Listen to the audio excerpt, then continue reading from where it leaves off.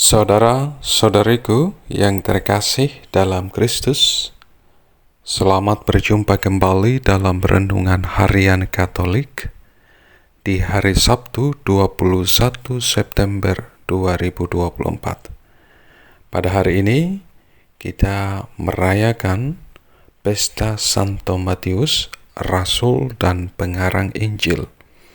Dan kita akan bersama-sama mendengarkan dan merenungkan firman Tuhan dari Injil Matius bab 9 ayat 9 sampai 13. Dalam nama Bapa dan Putra dan Roh Kudus. Amin. Tuhan bersamamu dan bersama rohmu. Inilah Injil Tuhan kita Yesus Kristus menurut Matius. Dimuliakanlah Tuhan. Pada suatu hari, Yesus melihat seorang yang bernama Matius duduk di tempat pemungutan cukai. Lalu ia berkata kepadanya, "Ikutlah aku." Matius pun bangkit dan mengikuti dia. Ketika Yesus makan di rumah Matius, datanglah banyak pemungut cukai dan orang berdosa dan makan bersama dia dan murid-muridnya. Pada waktu orang Farisi melihat hal itu, berkatalah mereka kepada murid-murid Yesus, "Mengapa gurumu makan bersama pemungut cukai dan orang berdosa?" Yesus mendengarnya dan berkata, "Bukan orang sehat yang memerlukan tabib, tetapi orang sakit. Jadi pergilah dan pelajarilah arti firman ini. Yang ku kehendaki ialah belas kasihan dan bukan persembahan. Sebab aku datang bukan untuk memanggil orang benar, melainkan orang berdosa." Demikianlah Injil Tuhan. Terpujilah Kristus. Saudara-saudariku yang terkasih dalam Kristus, hari ini bersama gereja semesta kita merayakan Pesta Santo Matius Rasul. Tentu setiap kita sudah mengenal siapa itu Matius Rasul sebelum dipanggil oleh Yesus secara pribadi menjadi muridnya. Ia adalah seorang pemungut cukai. Menurut orang Yahudi dalam konteks waktu itu, pekerjaan menarik pajak atau pemungut cukai adalah pekerjaan orang-orang berdosa. Mereka dianggap sebagai pengkhianat bagi bangsanya sendiri karena mereka bekerja demi penjajah.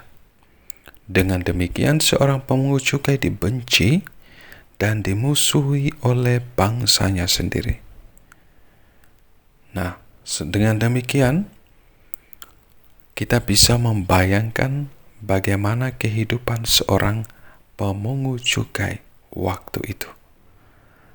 Mungkin banyak orang tidak mau bergaul dengan mereka, sehingga dalam kehidupan sosial bermasyarakat tentu mereka selalu menjadi golongan yang tersingkirkan. Saudara-saudariku yang terkasih dalam Kristus, namun demikian orang yang sungguh dianggap berdosa dalam kehidupan bermasyarakat, disingkirkan dalam kehidupan bersama, toh dipilih oleh Yesus menjadi rasulnya.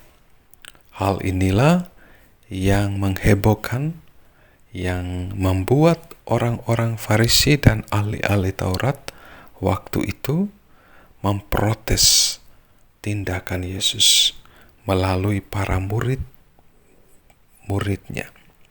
Mengapa gurumu makan bersama pemungut cukai dan orang-orang berdosa.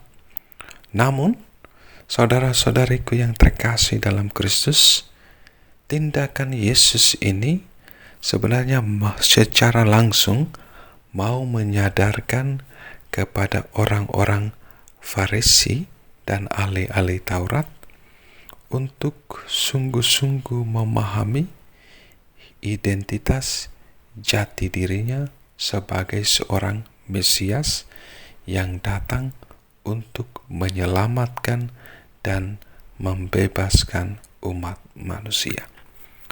Saudara-saudariku yang terkasih dalam Kristus, ada dua hal menarik yang boleh kita renungkan dalam panggilan Rasul Matius. Yang pertama, pengalaman perjumpaannya dengan Yesus ternyata mengubah seorang Matius. Matius mengalami transformasi diri. Perjumpaan dengan Yesus yang penuh rahim ternyata membaharui hidup seorang Matius, dan ia berusaha untuk menjadi pribadi yang baru.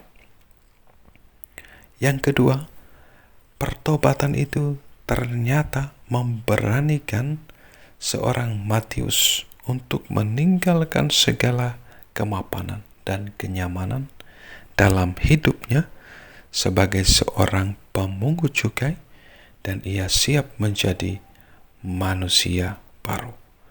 Matius, si pemungut cukai, adalah manusia lama. Berjumpa dengan Yesus, ia bertobat menjadi pribadi baru, manusia baru, menjadi murid Kristus. Saudara-saudariku yang terkasih dalam Kristus, tentu setiap kita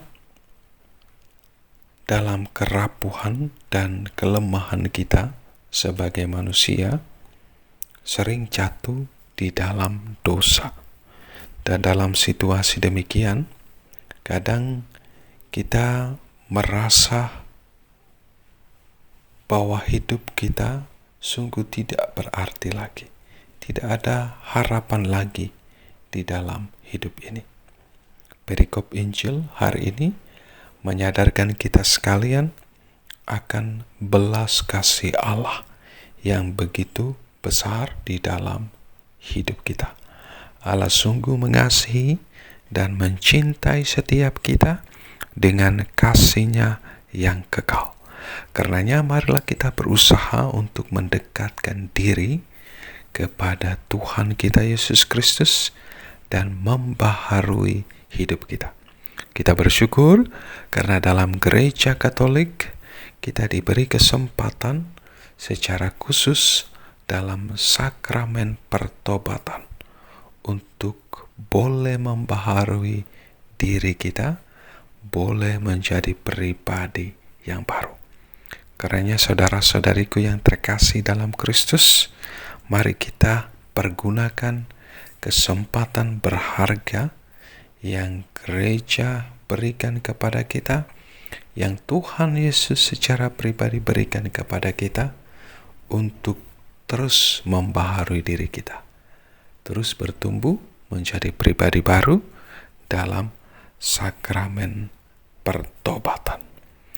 Saudara-saudariku yang terkasih dalam Kristus, dan semoga dengan teladan hidup Rasul Matius, hari ini kita pun berusaha untuk meninggalkan segala sesuatu, segala kelekatan duniawi ini yang mencoba membatasi perjumpaan kita, mencoba membatasi relasi kita dengan Tuhan kita Yesus Kristus.